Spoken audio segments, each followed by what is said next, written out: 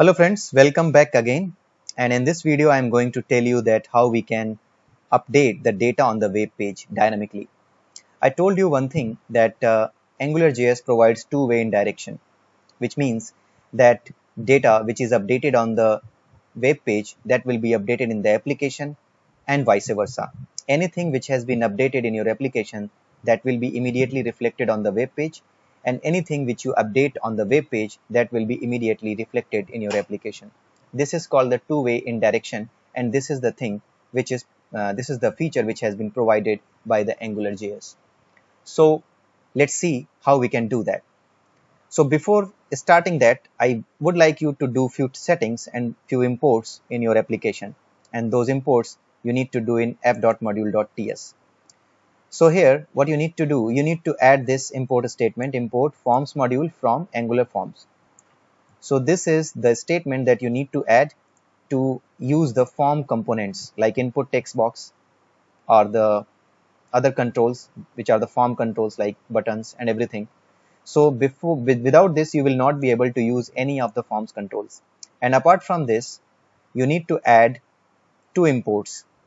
In the import section, in the ng module, in the import section, you need to add two imports, browser module and forms module. You need to update all it in app.module.ts. Please remember this, right? So app.module.ts, why you will do this? Because this is the main application module which controls entire application settings, entire application imports and everything, right? So you need to update anything which you want to use, which you want to import first of all here, right? So you did this, and now let's go back to our employee details component.html. So here I have done some changes. You can see the last video how I was doing all these things, like how I displayed this employee.emp name. In the last video, if you remember, this was the thing which I displayed on the web page. Okay, so now what I'm going to do, I'm going to use three text boxes for three properties. There were three properties in the employee interface. First one was ID, second one was employee name, and third one was employee department. So I'm going to display all these on my web page here. This is the page where I'm displaying all it, employee details component.html, right? So here I'm displaying everything. So details of employee in the form of employee name, and then employee ID also I'm displaying. ID is this, and then also I'm displaying the employee department, right? Here I'm displaying the employee department. But before all these properties, I'm adding this label and the input. I have added the label name, and after that I have created an input. This input will be a text box, and this syntax is ng model is equal to employee1.emp name. Employee1 you already know. This was the employee1 which has been exported from the class, so I have used it here, emp1.emp name, and I have given the name placeholder as name, right? ng model basically binds your emp1.emp name in your application, so that any update in the application will be reflected here or here. Here you are already doing, right? So any change which has been done in application in this value, that will be reflected immediately on the screen, and any change which you do using the web page inside this input text box, that will be reflected immediately inside your application, right? We will see that when we will learn how to debug the AngularJS applications. But as of now, you just need to remember that it provides two-way updates. AngularJS provides two-way updates of the binding values. This is a binded value, emp1.emp name. Whatever you give it, like ng model is equal to this one, then that value gets bind.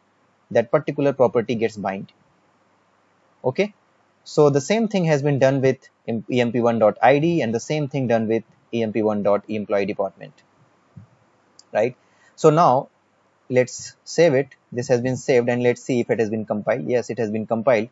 So now if you see this, just do a refresh. Okay, so here you can see the name, whatever name has been displayed here, that is same as of now. So that has been displayed here. ID has been displayed, HR department has been displayed. So whatever it was bounded to, it has been displayed here.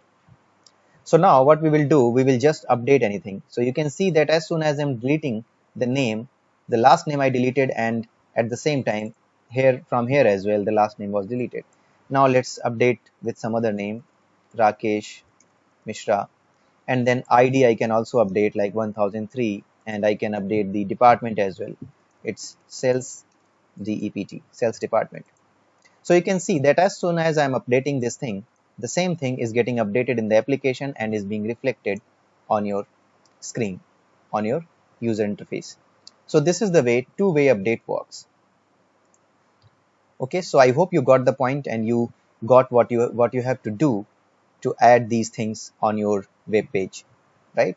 The most important thing is that you must need to include this forms module, and then you need to add these two imports, right? And then you can do the changes whatever you want to do here.